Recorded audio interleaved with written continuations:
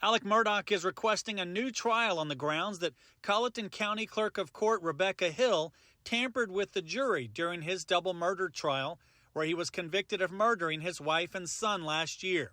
Murdaugh attorney Jim Griffin talked to Judge Toll about sworn testimony from 3 jurors in the case regarding what Hill told them. And all 3 statements are consistent, and in that they heard Ms. Hill, the clerk of court, prior to deliberations, and frankly before the defense put on their case, Ms. Hill instructed, do not be fooled by the defense. That's what the sworn statements say. The defense believes the jury getting those instructions from the clerk of court is cause for a new trial. And so then the question becomes, factually, did those contacts happen?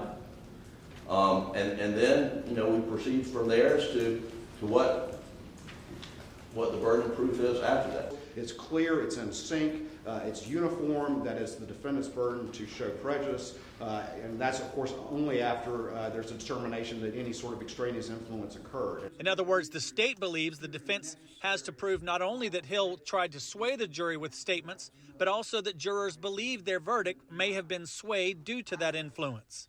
Judge Toll made it clear that she wants a very narrow focus at this hearing. She wants to know what Hill said to jurors, and she wants to ask all 12 about that and whether those statements impacted their guilty verdict. Eric Bland, the attorney who represents 4 of the jurors, talked to me after today's hearing.